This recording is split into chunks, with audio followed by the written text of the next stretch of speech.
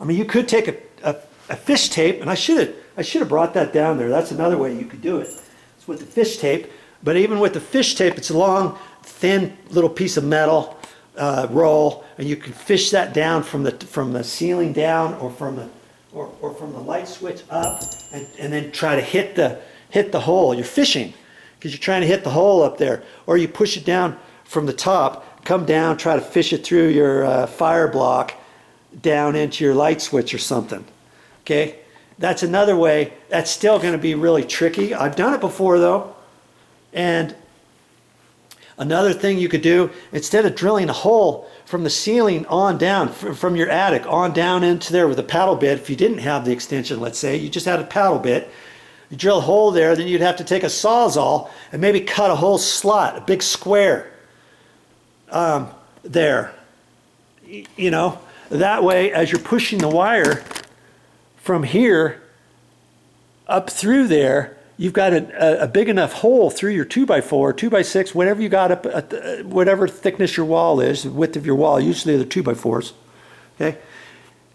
Then you can shine your flashlight there, take a little wire with a hook on it and fish it. And now you need two people. You got one person down here, up, okay, no, down. Okay, keep taking it. You take your wire and twist it around a little bit, and then that kind of hits up there and stuff. And eventually you can do it. I mean, years ago, I didn't even know how to take the plastic boxes out. I would take the light switch out, and then knock an extra hole in there, and try to drill a hole in some walls if there's no fire blocks, because sometimes they don't have fire blocks, other times they do. Okay, some interior walls, sometimes they don't have fire blocks, maybe they're just on the exterior walls, but then somebody decided later, depending on what your code is, maybe your interior walls have fire blocks too. Maybe your interior wall doesn't have a fire block. But I would used to drill a hole from up there and then fish your Romex wire down, because the interior walls, most times they don't have insulation. And so now you're fishing it down here, and then somebody's down here by the box with a little wire with a hook on it, and trying to fish it right down in through the backside of your existing box that's in the wall. Now you're fishing it, trying to fish it through a little hole like this, or you drill this out a little bit and try to fish it through that as you're looking up inside there. Is it possible? Yes, it is possible. I've done it before. And that's how I used to do it years ago, before I came up with the idea, hey, just take the box out. It's very simple to take these boxes out if you know how. And I've got some videos on my channel that show you how to take these boxes out, because they're nailed. They're nailed. See, like that one there. We've determined that the stud is right here along the edge. Okay, so this box will be like this, nailed. This plastic box is attached with two nails into the side of this 2x4. Okay, so you got to take that box out. How on earth do you take that box out with it nailed in there without goobering up the wall, without having to patch anything? Well, I'll show you. You keep watching these videos, I'll show you. Okay, and so that's why I needed that extra extension. This extra extension cost me $30. Just this one. It's $29.95 or something. And then $59, $60, and $30. $90. $90? Well, hey, it's going to save me from having to patch. If you had to patch this wall, even if you had somebody else do it because you don't know how, they're going to charge you more than 90 bucks. Sorry. It's just a given.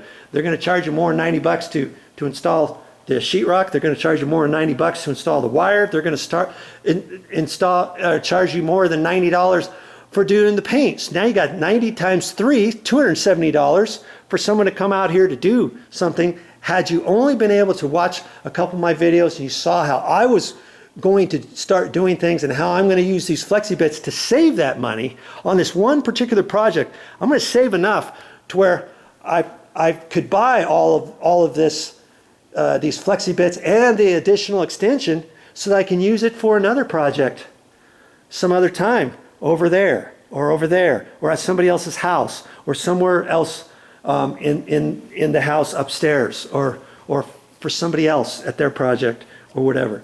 This will pay for itself time and time again, trust me. And I used to add 4-hour timers up in Hawaii, and there's be like a light switch, but yet I wanted a 4-hour timer over here, so it was out far enough away from the inside edge of where there was an air conditioner unit, and I didn't want to have to reach behind the TV, behind the armoire to get to the 4-hour timer over here. And so the plug was here, but I wanted the timer over in here. But there was a 2x4 wall stud in my way. But yet I was able to do it by taking this box out. If you can imagine, there's an electrical outlet here that's plugged in for an air conditioner, wall-mounted air conditioner unit, or a window mount, wall mount, whatever.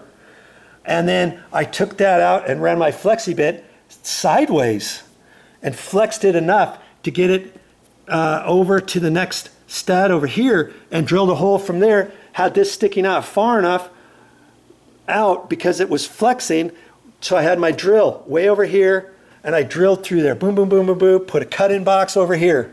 Put the 4-hour timer over there. Tied it into this. Put a new cut-in box there. Reinstalled the electrical outlet. Do all that. You can do all that if you have flexi bits. And I've got on my channel how to install a 4-hour timer, or you can look at something like that. Go to my search box, or go to an area where there's electrical on the playlists, or punch in on my search box on my channel area how to install a cut-in box, how to install a 4-hour timer, how to install an intermatic timer, how to remove an intermatic timer, how to replace an intermatic electrical timer, something like that. You'll come up with the videos where I show how to use a flexi bit, how to install how to fish wires through the wall. I've got a video for that. I've got a video for how to use the flexi bits. Well, I had to get more flexi bits because when I moved from Hawaii, I couldn't fit it. I couldn't take it with me. I ended up giving it to the maintenance guys where I lived. Merry Christmas, guys. I can't take it because it was too long to fit in my suitcase. It was about 3 inches too long, and I thought, dabbity nabbit, I can't do it. And so I left it there. I gave it to them. I could have saved the ends. I had a short piece. I had this. I had this. I could have saved those. I could have, but I gave them all to them. And see, I could have just bought an extension when I got back to the mainland, but I didn't. I gave them the whole thing, you know. And so, hey, you'll need the flexi bits, okay? For your next project, think about it and try that out. Go to the store, look around, see what options you have. They have different options. These aren't the only options, okay? They have different sizes of flexi bits, different ends, different connections. You can buy just this tip separate. You can buy that separate. You can buy this separate. You can buy that separate, or you can buy it all in a kit. You can buy different lengths. You can buy this 3-foot length. You can buy a 4-foot length, a 5-foot length. You can get it with an end that is like this. This is, most of them are for 3/4 inch, because then it's a good diameter to fish your wires through there. Okay, especially if you got something like this that you're going to pull back there, and that kind of thing. But they have some that are 3/8 in diameter. They had one. You know, if you're fishing coaxial cable or telephone lines or computer lines, something like that. I've seen them really small.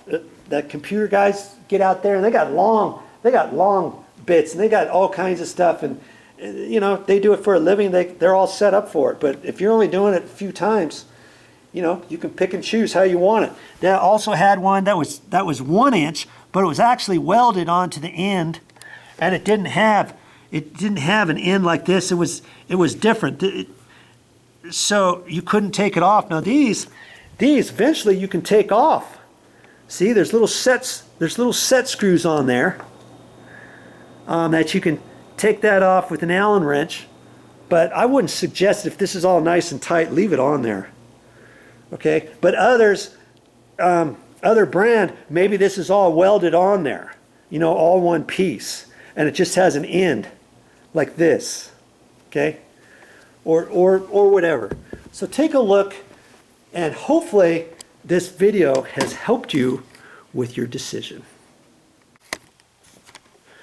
Whew. Well, that's all I have for this time, but I'll be back with more videos. I'm looking forward to this project.